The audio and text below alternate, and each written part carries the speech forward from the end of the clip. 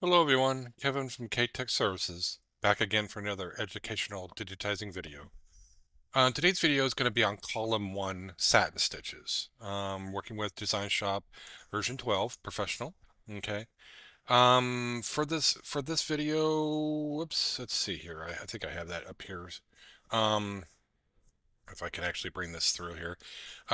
So obviously lettering, I believe editor, vector, and professional, you should be able to do this video. Okay. All right, and so I'm going to be doing I'll try to make this video quick as possible.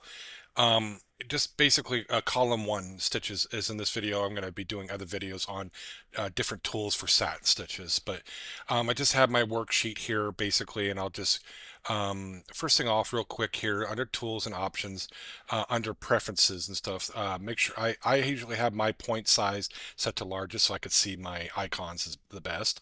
Obviously on the digitizing cursor, I have it set to full screen crosshair for like old Digitrack days, of course, but if you try different ones to find out which one you like to work with. Okay, so okay, let's get started here. So obviously, just call I have a column 1 here, a standard Windows Control Shift 5, but I actually have it as a number 1 on my keyboard as a hotkey.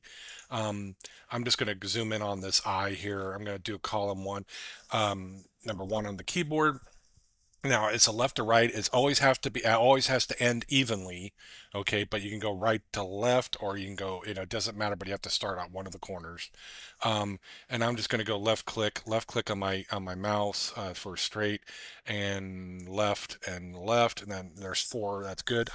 I'm done. I can hit the enter key on my keyboard, and voila, it's going to draw the satin stitch. Okay, so that's a pretty much standard. Um, just 4 points. Now, of course, I can undo that. It doesn't matter. I can call them 1 again. I can do multiple, as long as it's even amount of points. I can break it down to many different 10, 20, whatever you want to do. Okay, and then as long as you end here and then enter, and then you draw the same. So you just, yeah, it doesn't matter how many nodes, but in this case, it's just on an eye. You really just need the 4 points. You don't want any different possible different distortion or out of balance columns. Okay, so um, that's just a standard column 1, and 4 points is all we're looking for there. Okay, um, and then enter on the, and then boom. Okay, so that's pretty much standard there. Um, so here on like on the square, you could just do the top and then the bottom, and I'm just going to do all corners here on a column 1. Okay, and but this one, okay, I can't just cheat. I have to, on this one, I have to go all the way up to end on the first points that I made. Enter to close, and voila. You can edit after the fact. So obviously you got your start and stop. I'm going to move that. Make sure you always pay attention to how the cursor changes, because that'll tell you, oh, I'm on that node, so I can actually change that node. I'm going to undo, and then if I'm on that X and O, that's telling me I'm on the start and stop or end. And I can actually move those. If anybody knows, if you watch any of my videos, I always start in the middle of the stitch to bury it. Just a habit of mine that I do. Um, Real quick here on the E. Now, granted, on a column 1, there's a different other tools that will make this easier if you could check those out. But again, this is a column 1. So how would I, okay, column 1, I do the number 1 on my keyboard because that's my shortcut here. And then I'm just going to outline this. I'm going to overextend my stitches, okay, because that's the first thing it's going to stitch. And then I'm going to close that. And then I'm going to come up here and start left, up, down, and then left click, here, left click, and then left click and left click here. Okay, close. Now, okay, got my E, looks good and everything like that, but here's the thing. Right now, it might possibly trim because it's not set right. So if we look here, obviously we start here. Always like to start in the middle and then there. Let's go to the top here just for giggles here. Now the other portion, see where the start is? It's way up here. Now this cross, or this plus sign, crosshair, I kind of call it. That is where the last stitch was of the last element, which is this one here, number 3. So number 4, we're just going to move this over to here. Now it'll connect and save a trim. Okay, that's all you got to do. Same basic principle here with the A, but just so you know, I always start with the hooks first on pretty much letters. I'll do that part first, and then the rest of it. Um, so I do want to show one little thing here that I probably would do. Well, so obviously we're going to go ahead and do this one next here. So I'm going to make sure I hit column 1. Now the trick here is I'll do a left click, and then right click, right click. Now it looks terrible. What's going on? But don't worry. And then we'll come down to here, left click, hit enter. Ta-da!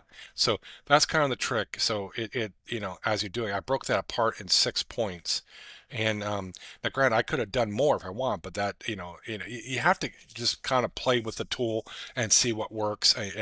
You can always erase it by hitting backspace and stuff like that. When you do an O, you're a little bit more tighter and stuff like that to do it. On an S, let's see, let's go ahead and do that O. This one is a little bit more challenging. Okay, on column 1, so I'm going to start up here now. I know it's kind of difficult. Do I go on the outside of that, or no? Because it's awfully thick and stuff like that. You just have to choose one line. I know it's the worst thing for digitizing. As long as I have, you just go ahead and start somewhere. You'll learn as you do it. If you're going to do it manually, I'm just going to pick on the outer portion of it because that line is so thick. So I do a straight, and then I can do a curve. I'm not so much worried about it. It's gonna probably distort it a little bit, but I should be able to fix it later after I get it finished. Okay, and just do it. Okay, and then I don't know how many times in the beginning when I digitize and stuff, I would do it, and then I'm like, and I just start over. It's very good practice. Okay, so and then if and of course the stuff that I'm going to be teaching further, hopefully you won't have to do hand digitizing too much. You still need to learn it in case the other stuff doesn't work. So I'm going to end right there, and then voila. Okay. And just so you know, on the graphic here, you could turn it off. Okay, that helps me a little bit. Sometimes the graphic gets in the way. I can always turn the graphic back on. And darn, man, that looks good. Uh, so obviously I've done it for a few. Now, granted, we're looking at this 518% of actual size, and when I was digitizing, it was probably at 1,000%. But if we go to one here and stuff like that, that's actual size. So it's always important to kind of look at that. It doesn't have to be that perfect. So we can kind of actually change those a little bit. If you hold down the shift key and then touch the node, you'll actually change it from a straight to a curve. See how I did that? So that's a straight right now because I start out with a straight. You always start with a straight, but after the fact you can change it. So I'm holding the shift key down on my keyboard, and I'm clicking on that, and it changes it to a curve.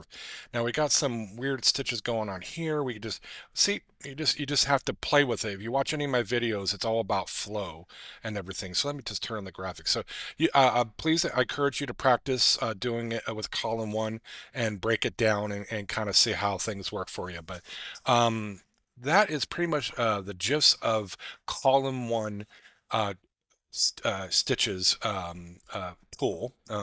Again, I'm going to have other videos on the same thing, but with a different tool. So thank you for watching. Give me a thumbs up so you can, and please subscribe so you can get the next video, and we'll see you on the next one. Thanks for stopping by.